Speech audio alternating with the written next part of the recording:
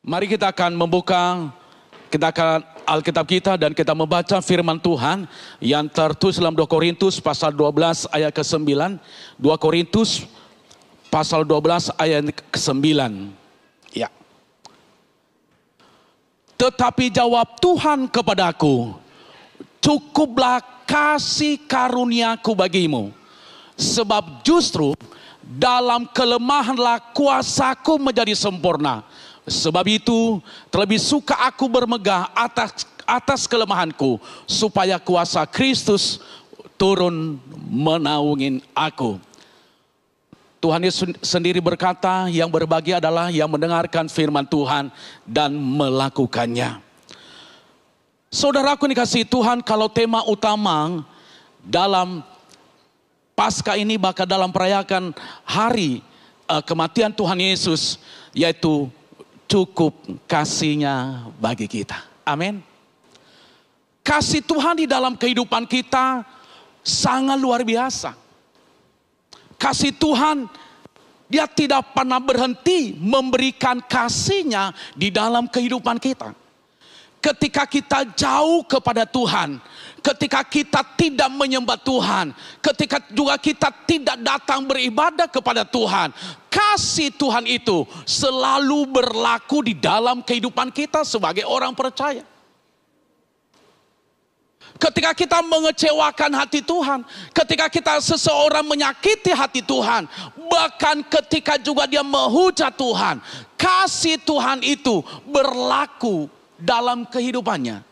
Untuk apa? Untuk menuntut dia pada keselamatan kekal. Untuk apa? Untuk menuntut dia supaya dia mengerti bahwa kebaikan Allah itu berlaku kepada siapapun. Nah, saudaraku yang kasih Tuhan, Rasul Paulus, dia mengalami hal yang sama. Rasul Paulus memiliki kelemahan. Rasul Paulus memiliki kekurangan.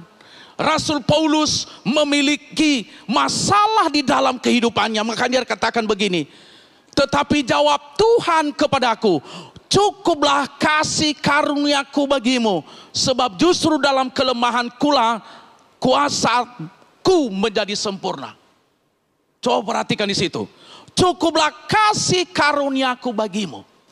Saudaraku dikasih oleh Tuhan, Rasul Paulus sampai dia meminta 3 kali ini kepada Tuhan supaya dia lepas. Tetapi Tuhan dia berkata, cukup kasih karuniaku bagimu. Cukup kasih karuniaku bagimu. Saudaraku dikasihi Tuhan, berarti di sini kita akan melihat bahwa kasih karunia Tuhan itu bagi kita, Dia berikan secara cuma-cuma bagi kita, sehingga Dia rela mati di atas kayu salib. Tidak ada seorang pun seorang ayah di dunia ini, tidak ada seorang pun seorang manusia di dunia ini untuk memberikan hidupnya untuk disalibkan demi orang lain. Tidak ada, saudaraku. Atau ada? Ada gak? Gak pernah ada ya? Ada gak? Enggak ada kan? Enggak pernah ada satu orang pun di dunia ini untuk menggantikan orang lain. Kalau dia contohnya berbuat dosa, tahu-tahu ditangkap, masuk di penjara, enggak ada pun seorang pun, walaupun dia berkata kalau dia seorang suami, saya mengasihi istri saya mengasihi suami saya, dia bakalan tidak dia mau untuk menggantikan suaminya untuk masuk penjara. Enggak ada, saudaraku dikasihi oleh Tuhan. Tetapi Yesus mengerjakan itu di dalam kehidupan kita. Dia rela mati. Amin. Aminnya agak kurang kan? Mungkin lagi sedih ya. Hah? Atau lagi ketakutan. Atau lagi apa, saudara dikasih Tuhan? Cukup kasih karuniaku bagimu. Udah, saudaraku dikasih Tuhan, kasih karunia Allah dalam kehidupan kita sangat dahsyat dan sangat luar biasa. Makanya saya tulis dalam pendahuluan saya, saudara dikasih oleh Tuhan, kasih yang kita terima adalah kasih yang menyempurnakan. Sehingga kita sebagai orang percaya patut bersyukur atas apa yang sudah Yesus lakukan di atas kayu salib. Katakan bersama dengan saya harus bersyukur. Agak kurang kencang saudaraku dikasih Tuhan. Sekali lagi, saya harus bersyukur. Saya mau katakan kalau kita bersyukur atas kebaikan Tuhan di dalam kehidupan kita, saya percaya itu adalah orang yang akan bisa mendapatkan ketenangan dari Tuhan. Orang yang senang bersyukur, saya mau katakan saudara dikasih Tuhan, dia adalah orang yang bisa menyelesaikan masalahnya. Orang yang senang bersyukur adalah orang yang akan bisa mendapatkan mujizat demi mujizat di dalam kehidupannya. Dalam hal apa? Dari pengorbanan Tuhan Yesus Kristus. Ya, makanya saya katakan tadi, bersyukur atas apa yang sudah Yesus lakukan di atas kayu salib. Harus kita bersyukur.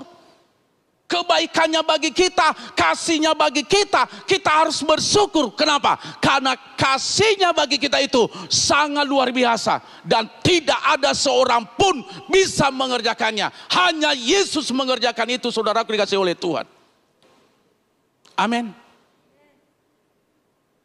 Buktinya hari ini kita ada di rumah Tuhan. Karena kasih Tuhan, Dia memperdamaikan kita dengan Bapa. Makanya kita patut bersyukur kepadanya. Kasihnya bagi kita, Dia melepaskan kita dari segala kutu dosa. Dia kasihnya bagi kita, Dia melepaskan kita dari segala kutu kemiskinan. Benar gak? Kasihnya bagi kita, Dia melepaskan kita dari segala kutu kemiskinan. Kasihnya bagi kita, Dia melepaskan kita dari segala kutu penyakit apapun. Enggak ada yang amin.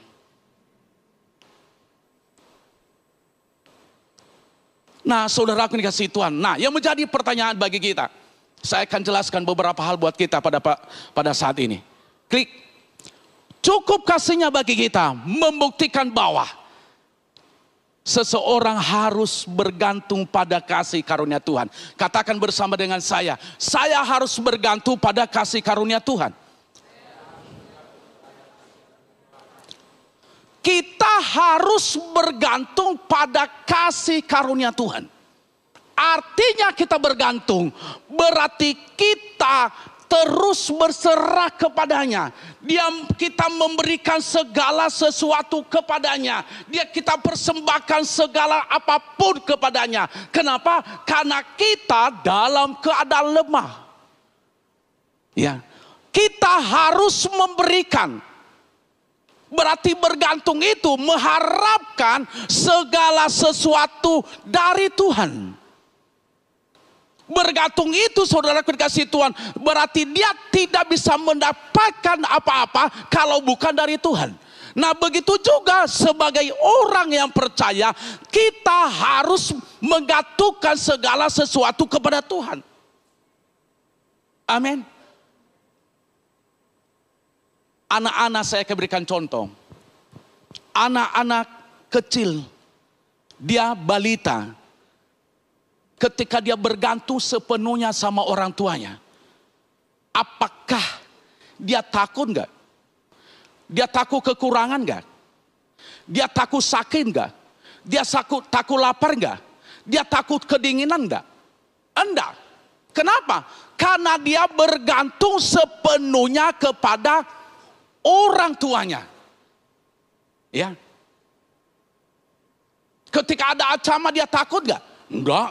Dia berkata, saya tidak takut. Kenapa? Ada papa dan mama saya di samping saya. Dia tidak pernah merasakan takut kekurangan. Kenapa? Karena dia berkata, pasti kedua orang tua saya akan bertanggung jawab memenuhi seluruh kebutuhan saya. Nah, begitu juga dalam kehidupan orang percaya. Kalau kita bergantung sepenuhnya kepada Tuhan, saya sangat percaya hidup kita akan tampil sebagai pemenang. Hidup kita akan mampu mengalahkan setan. Hidup kita akan bisa mengalahkan segala ego kita. Kenapa? Karena kasih karunia Tuhan, kita bergantung kepadanya. Amin.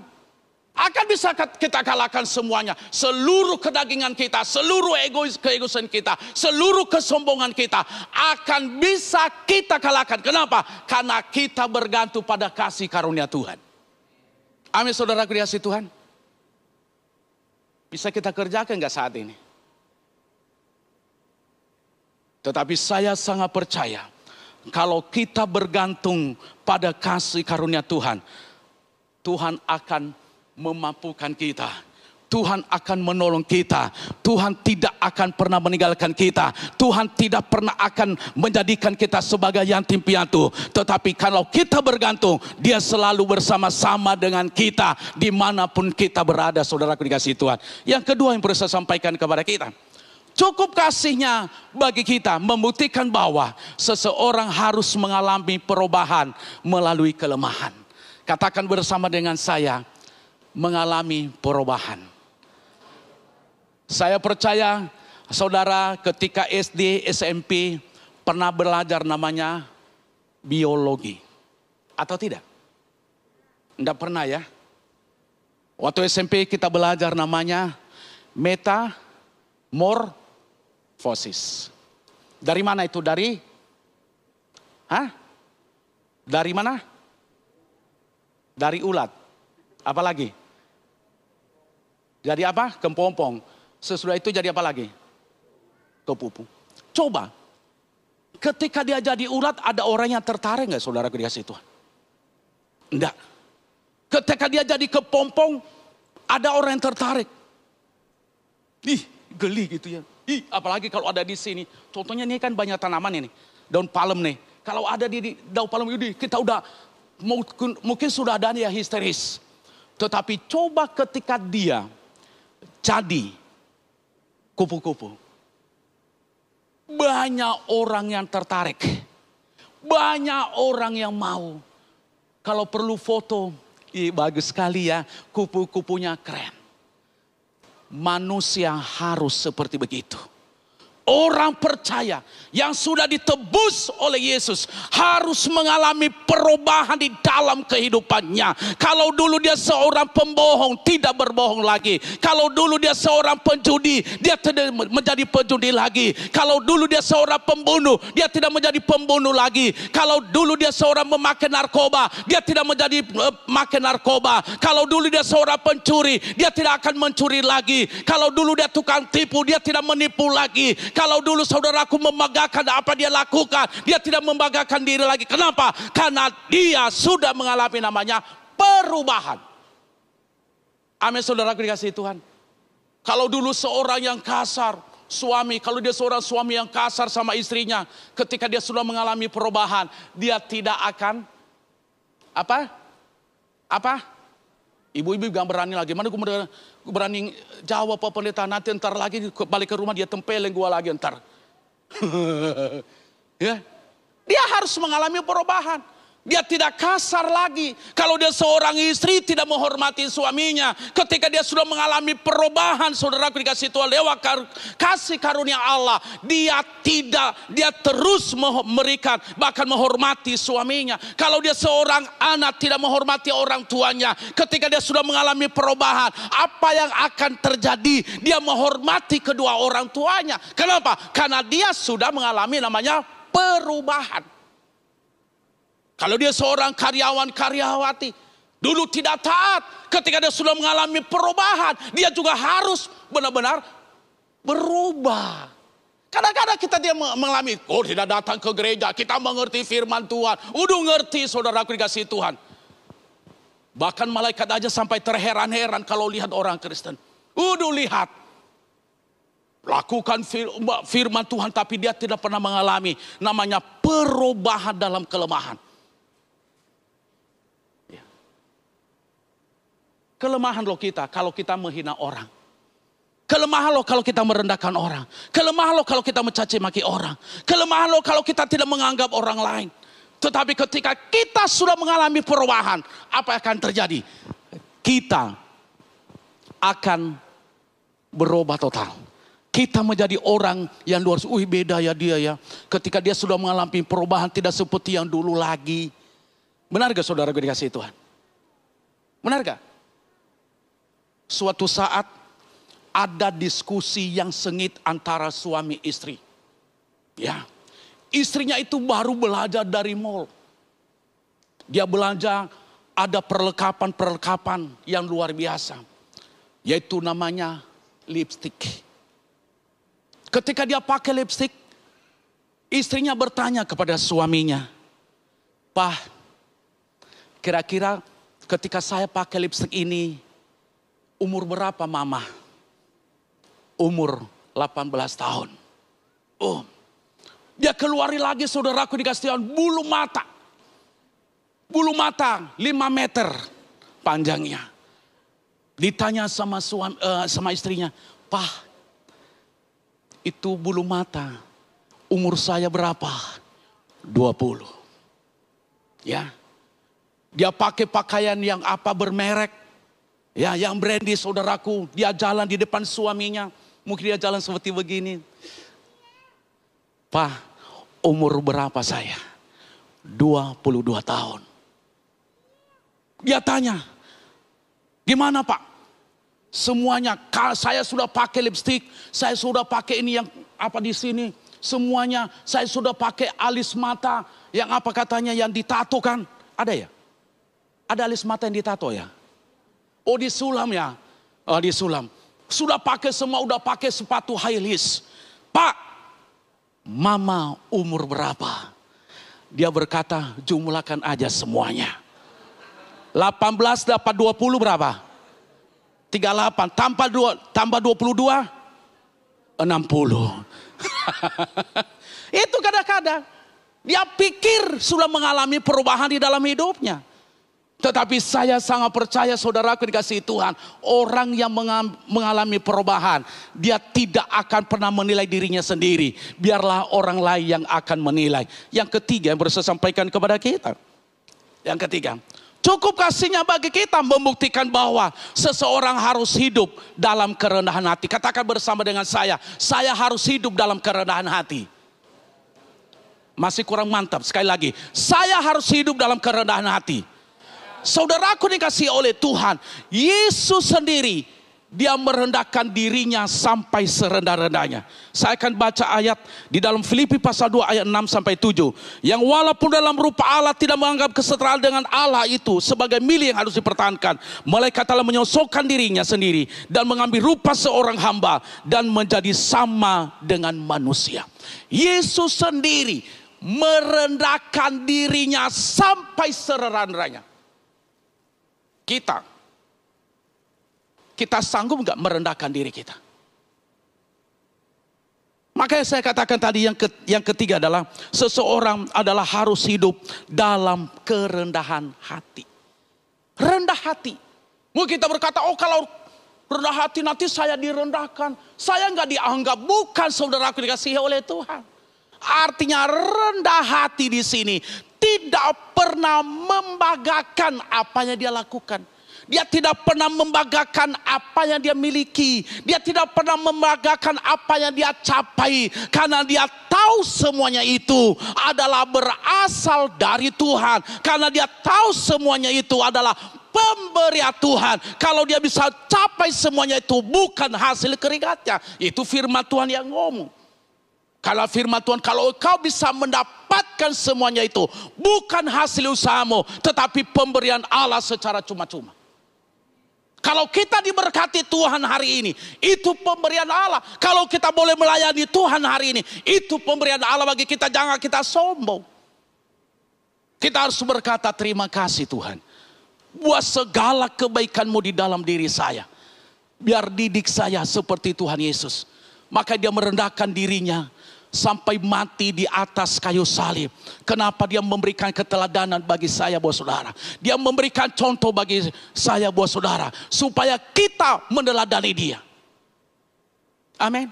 Supaya kita meneladani dia.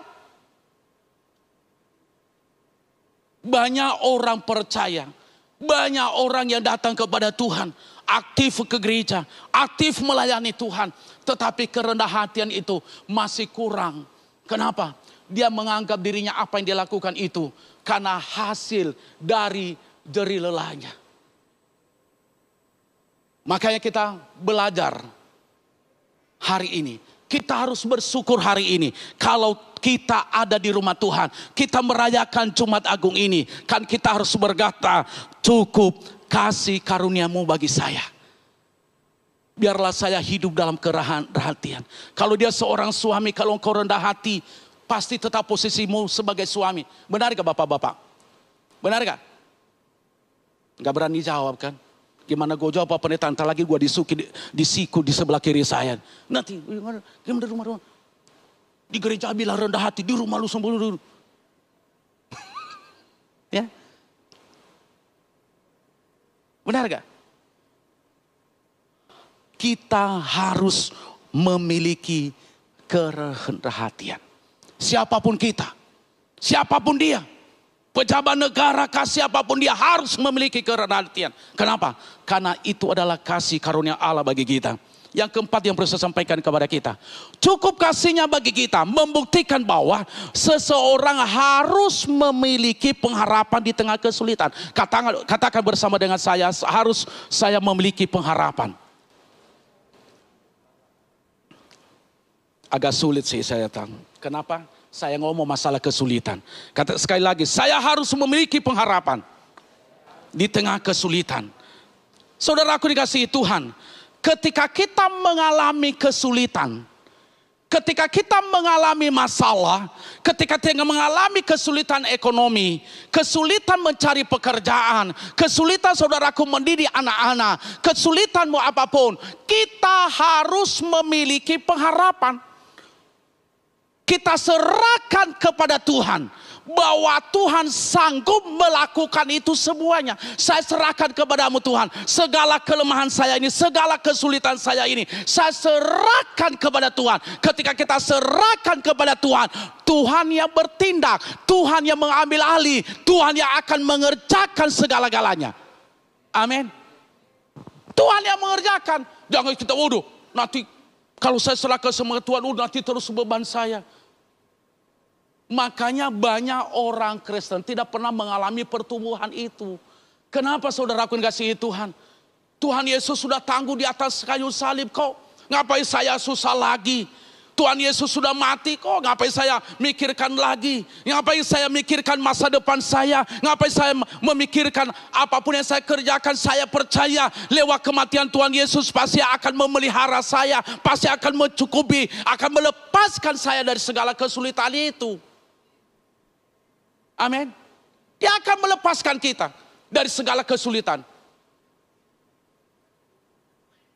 Banyak gak kesulitan yang saudara hadapi?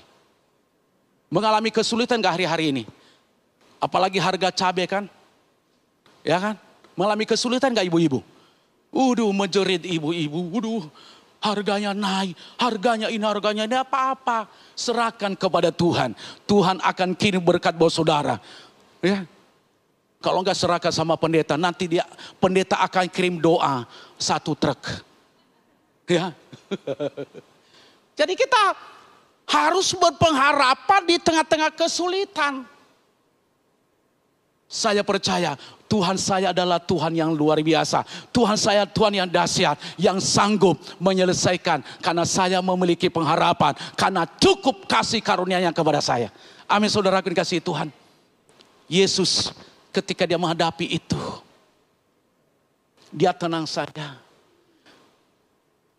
Dia diludahi, dia dicaci maki, dia memikul salibnya. Saudaraku dikasihi Tuhan, dia menghadapi kesulitan itu dengan apa? Dia berpengharapan kepada Tuhan. Saya percaya kita juga sebagai jemaat Tuhan, kita harus memiliki hal yang sama. Saya akan segera tutup khotbah saya undang pemain musik maju ke depan. Melalui momentum ini, ingatlah bahwa cukup kasih-Nya bagi kita. Kasih-Nya yang mengubahkan kita dari orang berdosa menjadi orang benar. Katakan bersama dengan saya, dari orang berdosa menjadi orang benar. Kita dulu tidak dianggap. Kita dulu tidak ada yang peduli. Kita dulu sudah berdosa. Kita sudah jauh dari Tuhan. Tetapi lewat cukup kasih karunia bagi kita, saudaraku dikasih Tuhan. Hidup kita sudah diobatkan sehingga kita ada di rumah Tuhan hari ini, sehingga kita ada bersama-sama menyembah Tuhan hari ini, merayakan Jumat Agung hari ini, yang beribadah bersama dengan kami di rumah masing-masing. Kenapa? Karena kita sudah diubahkan oleh siapa? Oleh kuasa darah Yesus Kristus. Oleh apa? Untuk pengorbanan Yesus. Oleh apa, saudaraku dikasihi Tuhan? Oleh pengorbanannya untuk mengubah seluruh kehidupan kita. Amin. Berikan tepuk tangan yang meriah bagi Tuhan Yesus Kristus. Saya percaya biarlah kebenaran firman Tuhan ini menjadi berkat dalam kehidupan kita. Mari kita bangkit berdiri bersama-sama.